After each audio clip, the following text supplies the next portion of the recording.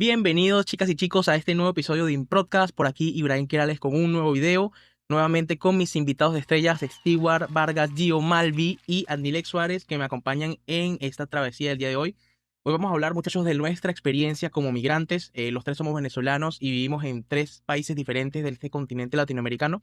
Y bueno, quise invitarlos a los chicos para que podamos compartir entre todos estas experiencias de migración. Pues no, nosotros somos grandes amigos de la infancia y bueno, me interesa conocer el punto de vista de cada uno, qué fue lo que vivieron, cómo se sintieron. Bienvenidos, chicos. Buenos días, buenas tardes, buenas noches, Poliedro de Caracas. ¿Dónde están las mujeres venecas que representan? Hoy estamos todos en esa vibra y ayer teníamos una llamada, como de ensayo y salieron muchos sentimientos a flor de piel, mucha nostalgia, muchos recuerdos amargos y otros felices, pues, ¿no? Y todos concordamos en una cosa, en que definitivamente la migración puede ser digamos, un reto para cada quien, puede ser algo trágico o puede ser una oportunidad para crecer, dependiendo de cómo lo veas, pues, ¿no? Y de cómo puedas sobreponerte a todos estos inconvenientes que van sucediendo en el camino. Y bueno, partiendo de ese punto, yo quisiera más que todo como que ahondar en lo que hicimos cada uno como última actividad o como últimas actividades durante esa semana. ¿Ustedes se acuerdan, alguno de ustedes se acuerda de qué fue lo que hizo la última vez antes de venir o antes de salir de Uy, Venezuela? sí, claro, porque de tantas emociones. Ay, no, ya no voy a llorar, no voy a llorar. Pero recuerdo que antes de venirme, la pasé muchísimo con mi papá, con mi abuela y nada, pensaba mi vida sin mis perros y bueno, ellos quedaron con mi familia, pero fue difícil dejar a una parte de mí, una parte de mí en otro país. Claro, claro. Igual, en tu caso, ¿cómo fue esa última semana? Sí, sí, para mí, o sea, fue como una decisión, el emigrar fue una decisión igual complicada. Yo estaba ya inscrito y cursando el cuarto año de la carrera, pero como que la situación política se veía muy mala y me empeñé en que tenía que salir. De una u otra forma, terminé raspando, reprobando varias materias. Bueno, y ahí la cagué, pues me fui ya después de viaje, empecé a visitar a mi familia que vive en Guárico, en Valle de la Pascua, en Margarita también. Como que hice varios paseitos para visitar esos lugares por última vez. Y también me acuerdo que me hicieron una despedida así con mis familiares.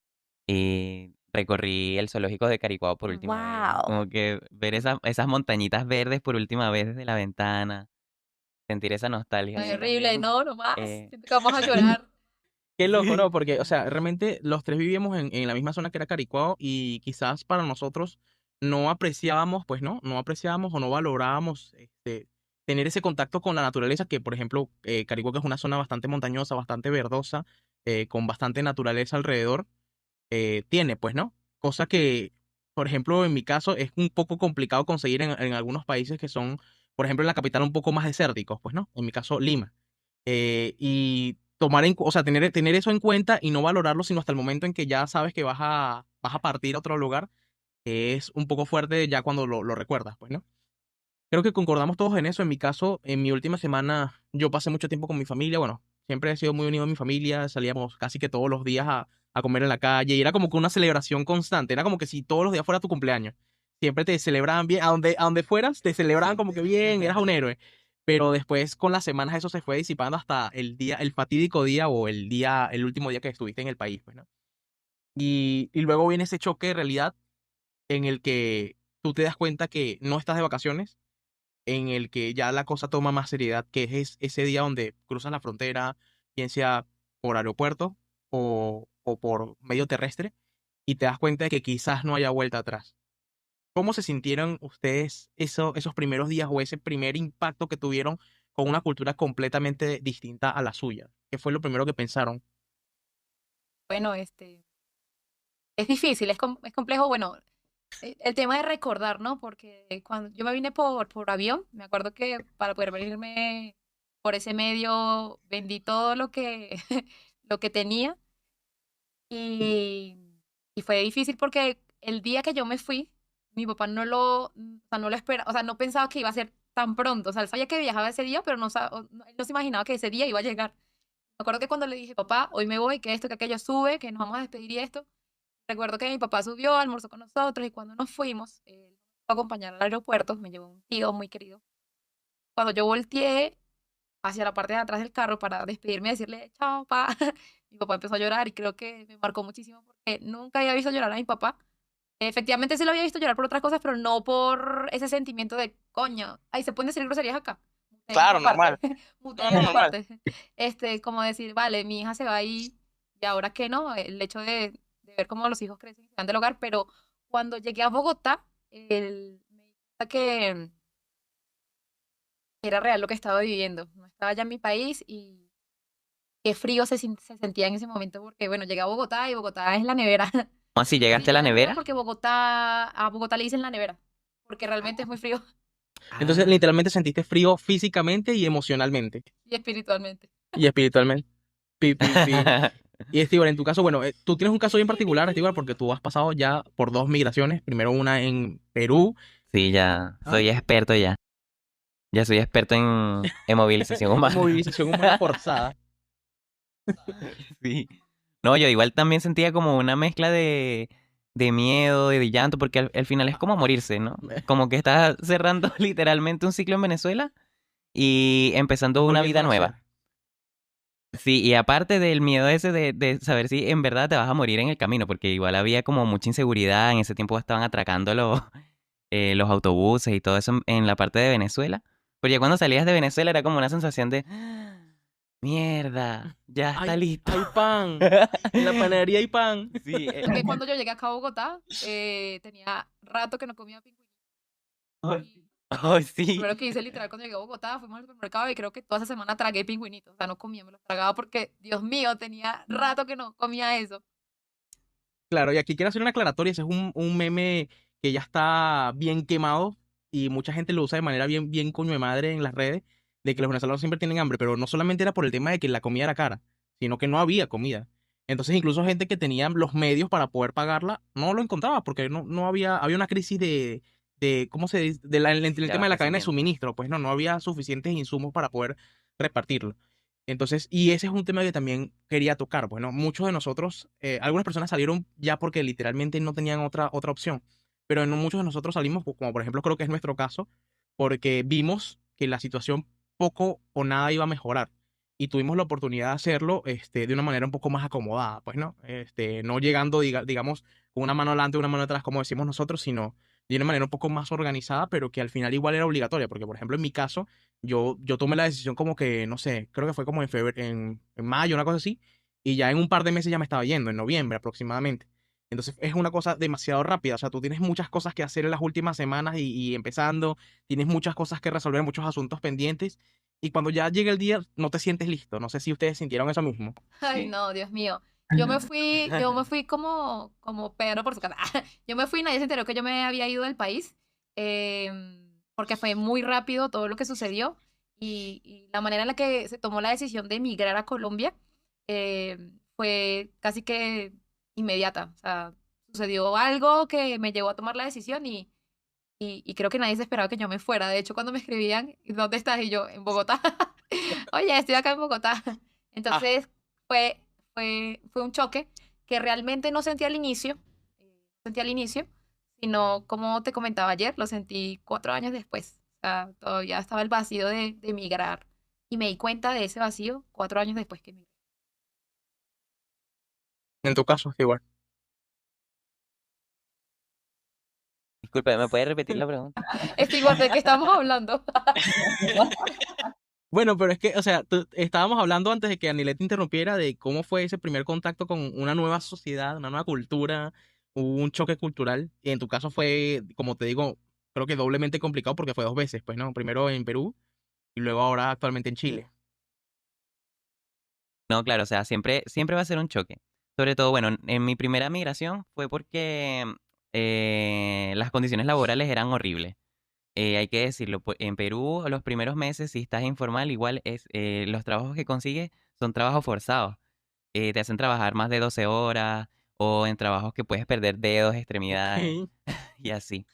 Por lo menos yo trabajaba en una fábrica de hacer botellas de plástico, así como esta. Y bueno, el trabajo consistía en meterlas en una máquina y saltarlas para que las empacara. Y ahí mucha gente perdió dedos, perdió Muchas partes de su muchas cuerpo. cosas. Muchas partes Ahorita es de su gracioso, cuerpo. pero evidentemente en el Así que momento bueno, era como que, verga. claro, en el momento era como que, ¿qué mierda? Aquí no hay nadie que fiscalice, nada, nada de nada. Pero bueno, al final necesitaba el dinero, así que lo hice. Y en la segunda vez, pues fue ya más un tema, más que un choque, fue adaptarse, porque yo la segunda vez que migré fue por un tema de la enfermedad de mi mamá, que estaba diagnosticada con cáncer de mama.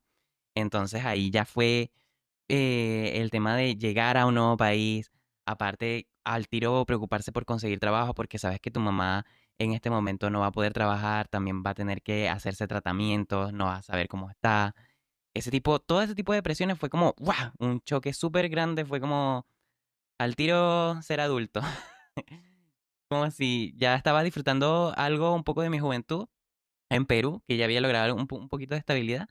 Fue como otra vez forzado a estar de nuevo conociendo un país que no conoces y más encima en esta situación de vulnerabilidad, pues. Igual son cosas que te hacen pensar, te hacen crecer, te hacen reflexionar demasiado. Exactamente. Y a ese punto quiero llegar, pues no, o sea, lamentablemente ahorita estamos en una situación en la que, debido a la masiva migración de venezolanos, de más de 8 millones, creo, 7 millones, algo así, de personas alrededor del mundo, se ha creado toda esta narrativa de que nosotros somos los causantes de todos los males en Latinoamérica, pero es que hay que rescatar que nosotros como personas, o muchas personas que salieron de Venezuela lo hicieron para una vida mejor, lo hicieron para mejorar su calidad de vida, la de su familia, para poder tener acceso a cosas básicas como medicina y comida o algo tan esencial como la seguridad, y no fue porque queríamos joder a los demás. Pues no, yo creo que nadie quiere salir de su país de manera forzada o de un día para otro quieres meter todas tus cosas, y es un poco lo que veníamos conversando ayer, pues, ¿no? Que es muy cierto que también se creó un meme al respecto de que no, es que todos son ingenieros, todos son profesionales, y la verdad es que sí, o sea, cuesta creerlo, pero yo creo que la gran mayoría son al menos profesionales técnicos. Y es un poco lo que quiero como que ahondar en este momento. Lo que hacíamos en Venezuela versus lo que hemos tenido que hacer actualmente. En mi caso, yo en Venezuela estudiaba Derecho, trabajaba como en un grupo de abogados muy importante a nivel Latinoamérica incluso. Y aquí en Perú me he tenido que adaptar a hacer varios tipos de cosas. He armado andamios, he pintado casas, he vendido en la calle, y actualmente me desarrollo como vendedor, no en la calle, gracias a Dios, sino para una marca importante de tecnología. No lo voy a decir para que no me funen. Pero es un poco eso, ¿no? O sea, ¿qué hacían ustedes en Venezuela y qué están haciendo ahora? ¿Y cómo se han tenido que adaptar a este cambio, digamos, de perspectiva, digamos, de profesionalismo? Estás escuchando Improdcast. Disfruta de un episodio nuevo cada semana en tu plataforma favorita. Improdcaster. Gracias por escuchar.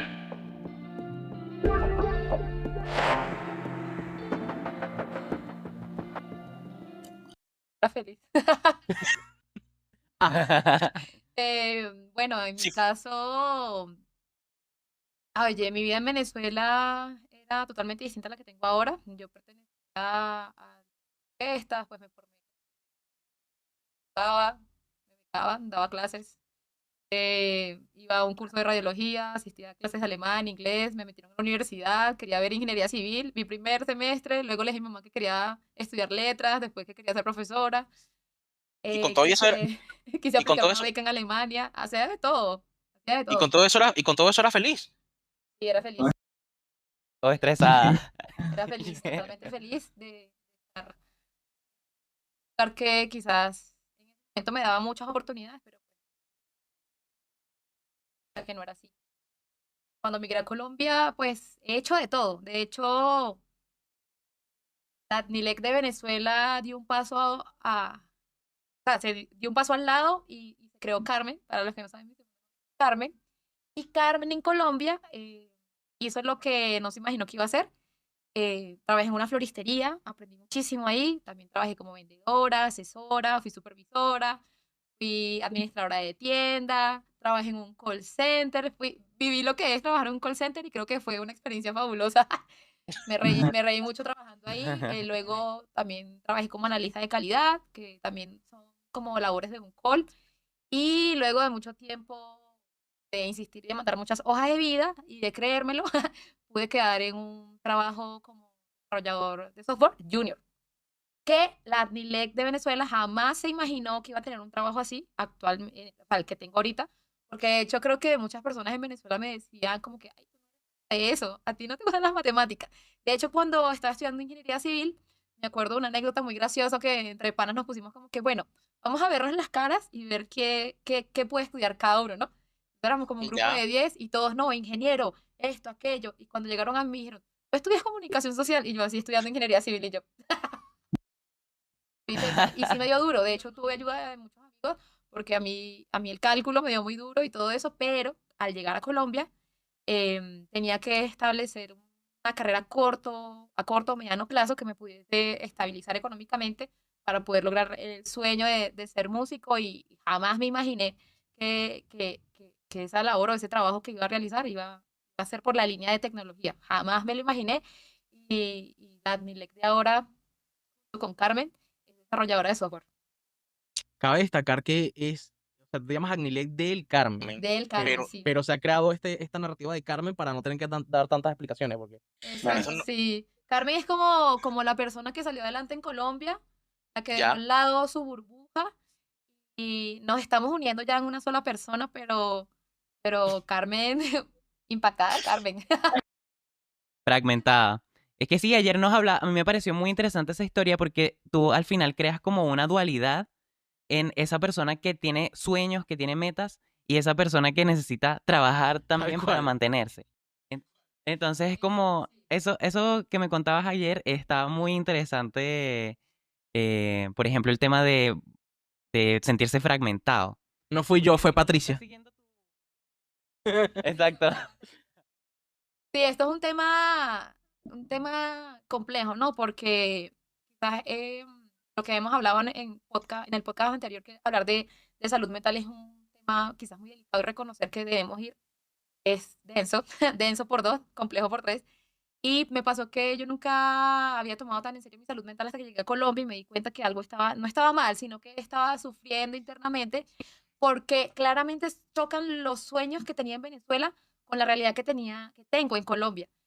Ya que acá estudiar música es un poco costoso y quizás el hecho de estudiarlo iba a requerir de todo el tiempo de mi día y pues necesitaba facturar porque las mujeres ya no lloran, las mujeres facturan y necesitaba algo que pudiese darme una estabilidad económica. Quizás no tengo la estabilidad que tengo ahorita, pero pues no me puedo quejar. Me ha permitido y me ha dado la flexibilidad de estar, quiero estar y sé que con disciplina y trabajando arduamente voy a poder lograr eso que Venezuela quise en algún momento, que ahora estoy tratando de alcanzar mediante ese sueño del desarrollo de la programación. Claro. Y es que igual, por ejemplo, a mí me pasa algo similar a lo de Adnilec, porque yo igual he tenido que reinventarme muchas veces. Por ejemplo, yo en Venezuela estaba estudiando Derecho, como bueno, como ya comenté anteriormente, de hecho, era compañero de clases de Kernel y todo. Trabajamos, era un trabajo así muy de leguleyo, ir a ver ir a ver los casos, escribir cómo estaban avanzando los casos y ya devolverse a tu casa. Y aprender de todo lo que se pudiera aprender al redactar documentos jurídicos y todo este tipo de cosas, pero era un trabajo más de oficina. Nunca me imaginé tener que hacer otro tipo de trabajos así que fueran forzados como lo que dije. Pero no solo trabajé de eso, también estuve como en cafeterías, también estuve como de vendedor. O sea, aprendí a hacer demasiadas cosas. Y nunca me imaginé eh, que hoy en día me dedicara a la comida. Porque a mí siempre me ha gustado cocinar y la verdad que siempre he tenido como un hábito de comer medio sano. Y eso me ha llevado como a también desarrollar como una pasión por la cocina. eh, lo cual me permitió también trabajar en varios lugares de comida. Y al final terminé abriendo mi propia pizzería aquí en Chile. Slash, Sí, porque pizzería slash cafetería. Sí, y al final es como esa dualidad de la que hablaba Nile, porque por un lado, o sea, tuve que preocuparme siempre de tener una actividad secundaria que me genera ingresos, pero por otro lado siempre ha estado siempre estaba ese deseo latente de convertirme en un músico, de dedicarme también a la música, de cierta forma también generar ingresos con la música, porque para los que no saben, yo soy cantante, soy artista independiente. Y al final el tema de ser artista independiente también es un tema de inversión, porque tú tienes que invertir en tu imagen, tienes que invertir en videoclips, en contenido, y en ser todo lo que hace un equipo detrás de un artista lo tienes que hacer tú solito. Entonces igual es complicado tener esa dualidad de enfocarte en todo lo que tienes que hacer para conseguir tu sueño y enfocarte en todo lo que tienes que hacer para conseguir dinero. Y eso es porque los músicos estamos subpagados. Y eso gracias a ChatGPT y a la I, amigo. Sí. O sea, Eso es Pero un bueno, problema, nada, o no sea, podemos al dejar la final, inteligencia a la calle, no me tienen no, cansado. no, al final yo creo que uno lo que tiene que hacer es lo que más lo apasione y lo que lo haga feliz. Si uno, a pesar de que estés de repente en este momento, en este trabajo que no te gusta, en esta situación que no te gusta, siempre enfocarte en qué puede pasar más adelante si yo continúo, si yo sigo adelante con mis sueños. Eso es lo que tú te tienes que claro, ahora que enfocar. lo mencionas, Stewart, eso es importante porque es esta dualidad, como conversábamos ayer nuevamente, este alter ego que es la persona que eras en Venezuela, que son tus sueños, aspiraciones, metas y proyectos personales, y la persona que eres actualmente en el país donde residas o en la que te has tenido que convertir, pues, ¿no? Este, pero yo creo que el éxito podría estar o puede estar detrás de encontrar un equilibrio entre estas dos personas. O sea, no por el hecho de que obviamente tú tienes que trabajar, tienes que generar ingresos, tienes que pagar cuentas, tienes que hacer un montón de cosas, ya como adulto también responsable, pero también no puedes abandonar, digamos, las pasiones y lo que realmente te gusta, porque al final de cuentas, el día de mañana te pueden despedir, el día de mañana puede fracasar un negocio, el día de mañana pueden pasar muchísimas cosas, Trump con los aranceles o Netanyahu que quiere bombardear Irán, cualquier cosa que acabe con el mundo de un día para otro, pero lo que nos vamos a llevar al final es todas estas pasiones y todos estos proyectos que genuinamente nos llenan, pues, ¿no? Cada uno tiene su propio proyecto en ese sentido y es algo que no hay que olvidar a pesar de todas las crisis y de todo lo que estemos pasando en este momento, pues, ¿no? Como personas individuales y también como parte de este gran colectivo llamado Venezuela. ¡Viva Venezuela! Venezuela, mi patria querida. Perdón, es difícil, es fácil decirlo, pero vivirlo es lo difícil. Claro, Y bueno, tenemos que seguir nuestros sueños, por dicho, Seamos he unicornios. visto el crecimiento de Stewart. A Stewart le ha costado mucho, igual que a mí. Primero, él migró 2 veces. El hecho de empezar de cero ya es complejo, o sea, pero ten en cuenta los tres, o sea, tratar de seguir nuestros sueños, ¿ok? Llevar comida a nuestras casas, tenemos que trabajar, tenemos que hacer una cantidad de cosas que a veces es complejo. O sea, no, y no es ahora tan vamos, fácil como lo dice. Claro, es que no es que, o sea, ayer estaba más optimista, por favor, ¿qué pasó? Y vamos a ese punto, así que prepárense porque vamos a ese punto, pues, ¿no? ¿Qué es lo más difícil que han enfrentado en sus respectivas migraciones? Una situación que ustedes dijeron, verga, esta es una prueba, definitivamente. No, ¿sabes? Es que es muy... Y que son demasiadas. No quiero, por favor, no, o sea, este país me ha dado muchas cosas buenas y estoy agradecida con Colombia por todo, realmente, por todas las oportunidades y por todo lo que he podido aprender acá. Claramente he tenido muchos momentos trágicos. Voy a poner el clip de Batman para que nos caemos, para aprender a levantarnos. Pero recuerdo, esto no es tan trágico, ¿no? Pero como otras cosas que se me han pasado que pues, no puedo contar acá. Pero algo ya, que me ayudó a levantarme, a decir, oye, no puedes seguir acá, ¿qué vas a hacer con tu vida? En un momento, yo trabajé un tiempo en una floristería y de hecho amo trabajar con flores y me encanta todo el tema de la decoración, jamás lo hubiese pensado, pero pasé por eso y me encantó. Y me ok. acuerdo que trabajaba más o menos hasta las 9 aproximadamente, desde las 8, pero tocaba hacer, digamos, un mercado de flores y tocaba parar de las 3, 2 de la mañana a ir a hacer eso. Y ese día estaba cansadísima, cansadísima, con las manos llenas de tierra, yo vuelta a nada porque había hecho mercado casualmente ese día, había trabajado full, full, full, y me senté en la entrada de la tienda Ok. y me puse a ver el cielo, las estrellas. Siempre he querido meditar hasta este momento que sí lo pude hacer realidad. Y me miré las manos y las manos las tenía vueltas a nada porque las rosas tienen espinas que se clavan y arreglar las flores como tal pues lleva su trabajo. Y veía mis manos como en ese estado y yo sé que es estúpido decir esto, sé que quizás es minimizando lo que los demás han pasado porque evidentemente no es nada heavy, pero decía yo, trabajo tanto para darle esto. Y sé que eso es llevar al extremo el hecho de cómo me sentía en ese momento, pero me di cuenta que no sé si decirlo de esa manera, pero no era yo la que quería estar ahí, necesitaba un cambio. Mi mamá se esforzó por darme tantas cosas y mi mamá no viene de cuna de oro, mi mamá es una persona que se esforzó por tener lo que tenía en Venezuela, profesora, la amo, y tanto esfuerzo para nada, decía yo, y miraba mis manos y decía, ¿en qué momento dejé de ser yo? Era esa chica que soñaba, que quería seguir avanzando, que tenía tantos planes y proyectos de mi vida, a pesar de que es quizás tonto para los demás esa experiencia, ese punto en mi vida marcó el antes y el antes de Carmen y el después de Carmen. No, completamente comprensible. O sea, cada experiencia es individual y a cada uno le pega de diferente forma, pues. O sea, no se puede minimizar ninguna experiencia.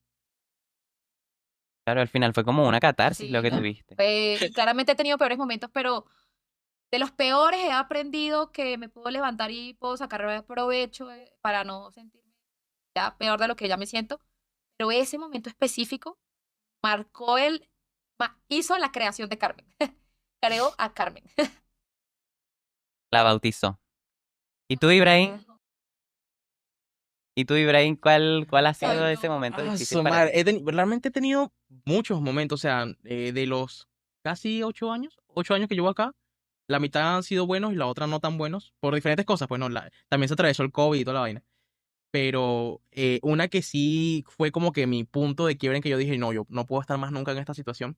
Es un cuento rápido. Bueno, nosotros vivimos en una casa completa que estaba alquilada, completamente alquilada por, todos eran venezolanos, pues no, como yo.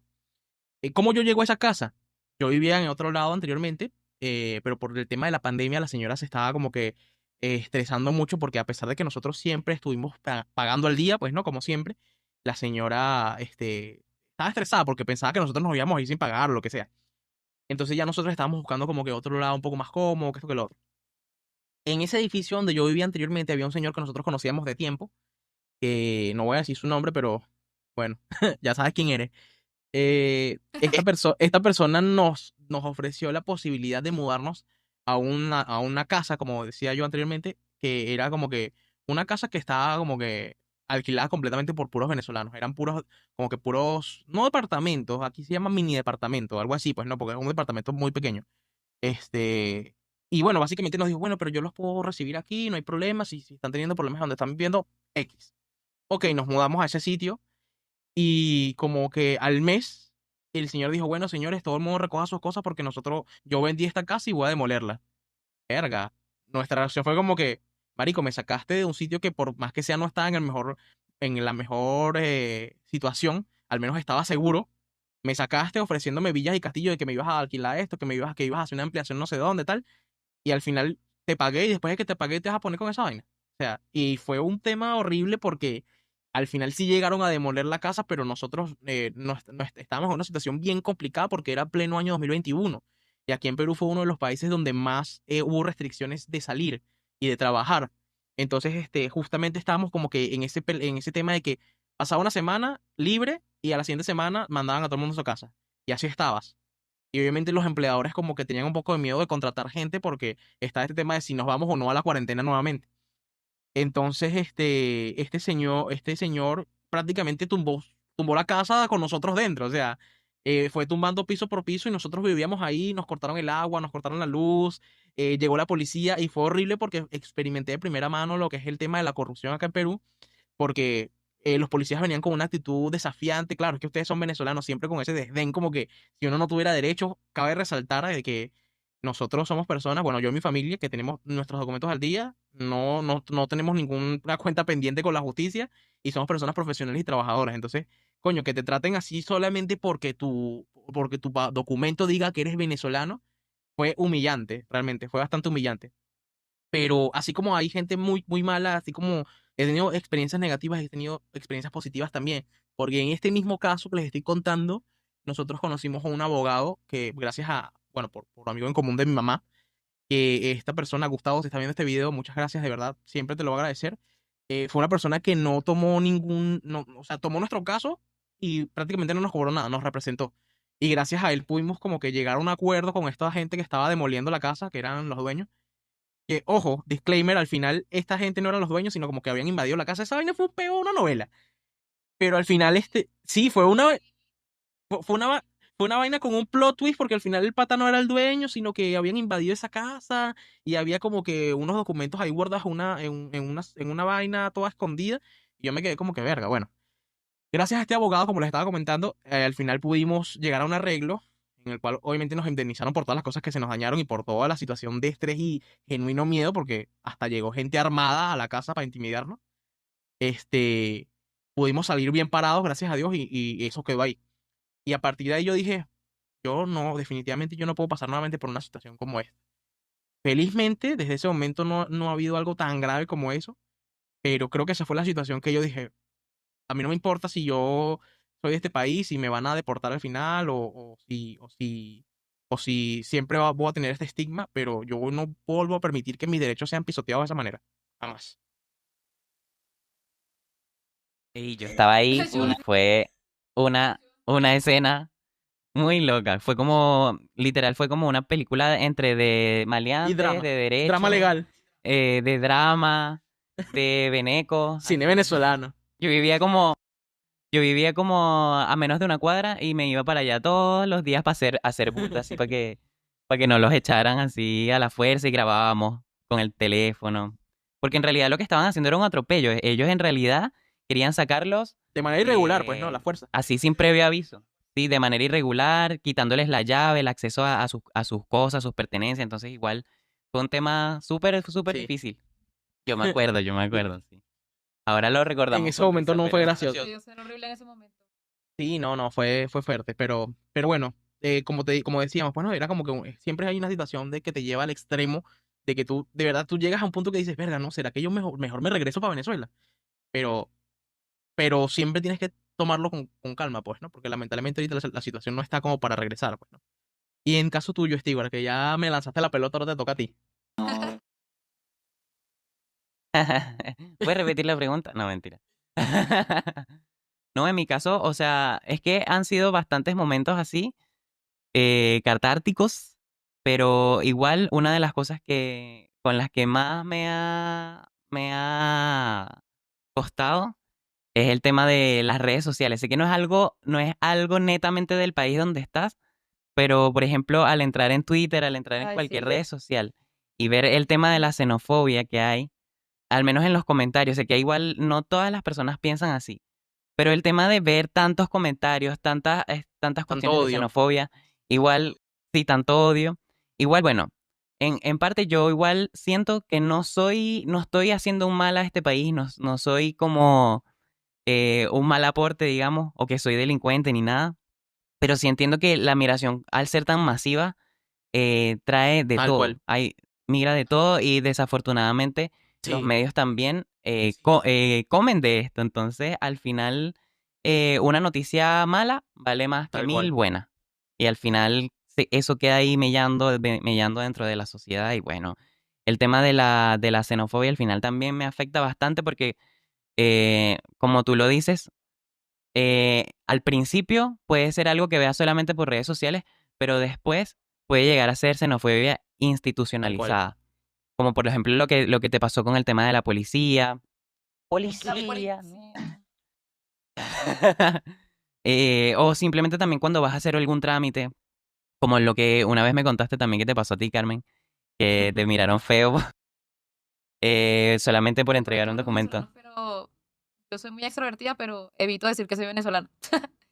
O sea, me escucharán el acento y todo lo demás, y yo llevo 10 años acá y creo que el acento No, no... no, te tiene acento, Estás hablando como si Carmen. fueras colombiana, ¿viste? Pero a mí me da risa cuando me preguntan así como que, ay, ¿de dónde eres? Y yo, de Barranquilla. De Barranquilla, mi reina. Y es loco porque tú has tenido la oportunidad, para los que no sepan, Anileg es colombiana también por naturalización, o sea, es mitad colombiana, mitad venezolana, y has tenido esa oportunidad, digamos, de poder, de tener un documento de que sabes que no vas a tener problemas en ese sentido, pues, ¿no? Y para más suerte, hay una parte de Colombia, una región, que el acento de ellos es igual al de nosotros. Entonces, no has podido ver las dos caras de la moneda, pues, ¿no? De ver como que, cómo te tratan cuando eres Carmen, colombiana, nacida en Barranquilla o en Bogotá, y cuando eres Anilek, nacida en Caracas, Venezuela, en la parroquia Caricuao, a las 9:55 de la mañana, pesando 12 kilos, no mentira. No, jamás, jamás. Ahí, allá pesaba 58. Ahorita estoy pasada de mi peso.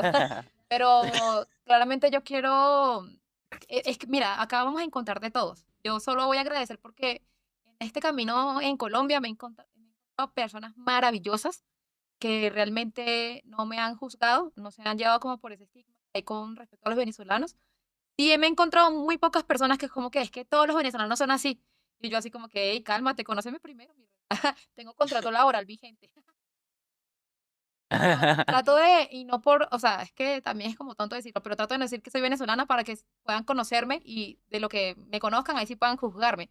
Y no sea por ese estigma de que aquella es venezolana, viene a robarme los maridos, el trabajo, y yo, Claro, hay que tratar de como que no Y tengo para mentira no tantas es. cosas. Ah, no, hay que mentira. tratar como que de llegar a un punto medio, pues no, de no victimizarte ya además de que todo es, ay, porque soy venezolano, ayúdame, que tengo hambre, no, pero tampoco permitir que pisoteen tus derechos y en ese sentido yo no hago eso, o sea, yo no tengo problema en decir que soy venezolano, pero sí trato como de ignorar esas cosas, pues no, de xenofobia, pero llega un punto que, coño, marico, como dice Stewart, tú ves unas cosas en redes que yo me pongo a pelear con cualquier cantidad de dibujitos y con cualquier cantidad de viejas que hablan cualquier vaina, y yo como que, cállate, pero, o sea, obviamente de una manera educada, pero, Yo he eh, visto eso, yo he visto eso y yo he no, llamado a no, Stewart llorando, como que marico, si viste esto que está en redes.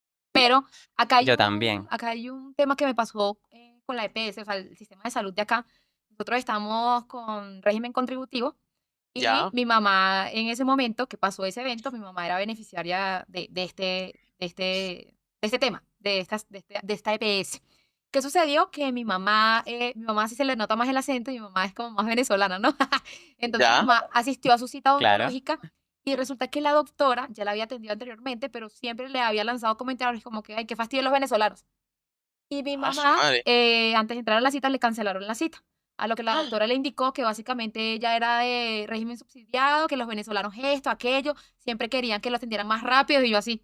Claro, mi mamá llegó acá, pero llorando, que yo, mi mamá, no, porque no se tratan así, que esto, me voy a regresar. Y yo, mamá, primero, cálmate. Segundo, ella no, yo creo que ella ni siquiera sabía si tú eras de subsidiado, o sea, de que el Estado te subsidia la salud, sino que estabas por régimen contributivo como mi beneficiaria, significa que yo estoy pagando tu atención médica y sí por sí te tienen que atender. Bueno, eso claro, que una queja y bueno, horrible, horrible porque a pesar de que era una persona que se supone que es profesional, tiene ética, tiene valores, ahí podemos ver que nada de eso compra el hecho de que seas buena persona. Que si es claro, una porquería de persona en tu vida, lo vas a hacer en cualquier ámbito laboral. exactamente. Bueno, eso igual es xenofobia institucionalizada, pues al Obvio. final. Y bueno, ya, muchachos, tenemos que ir cerrando este tema, pero haciendo un comentario respecto a eso, de todo lo que es la xenofobia institucionalizada, ¿verdad? Es una palabra difícil.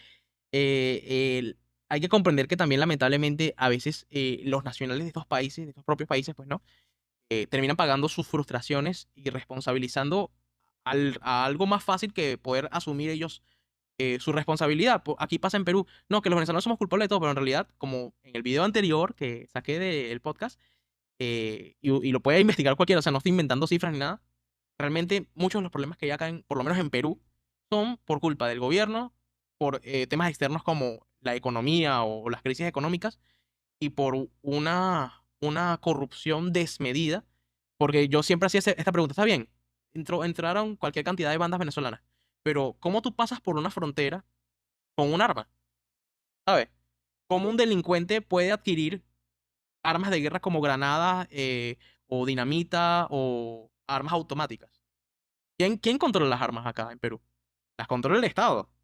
No sé si en Colombia y en Chile será así, pero también es como que siempre es más fácil como que responsabilizar a un chivo expiatorio, que en este caso son los venezolanos, y no quiero victimizarme con esto ni mucho menos, pero es como que lamentablemente se crea todo esto, más los medios de comunicación que también le meten más candela al asunto para poder generar rating y poder comer de eso, y lamentablemente siempre terminamos pagando justos por pecadores, pues, ¿no?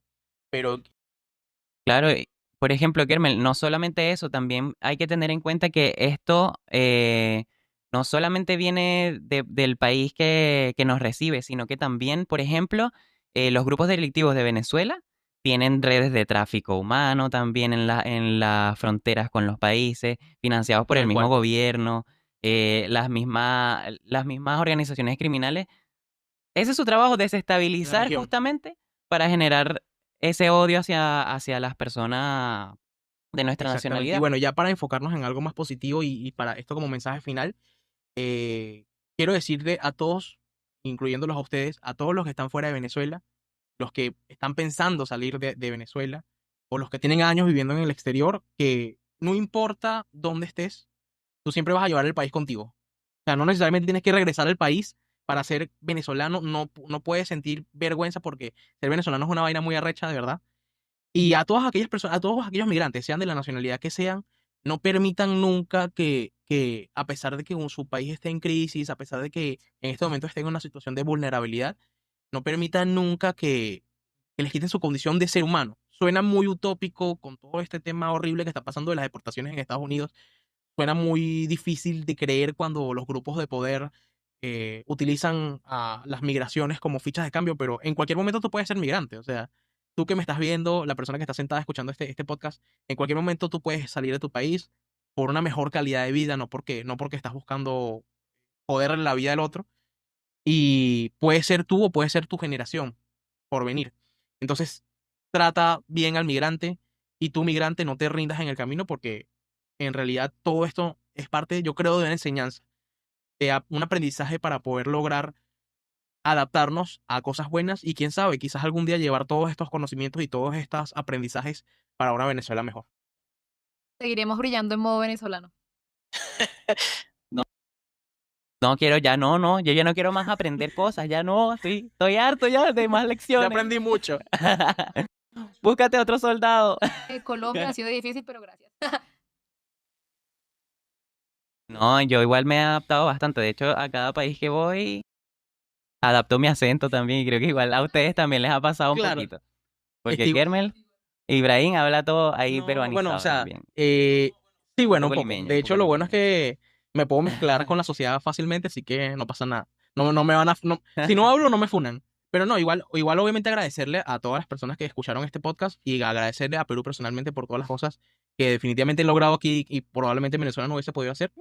Y nada, invitarlos a suscribirse si les gusta este contenido. Muchísimas gracias, muchachos, por acompañarme en esta sesión. Fue muy enriquecedora y espero tenerlos pronto de vuelta, ¿sí? Segunda parte. A ti por Para invitarnos. una segunda. Sí, esto da para segunda parte, En la cuarta segunda parte. parte, Andy va a llorar en vivo y Stewart va a cantarnos su nueva canción, Qué bonito soy. Muchísimas gracias a todos y nos vemos en un próximo video. Hasta luego.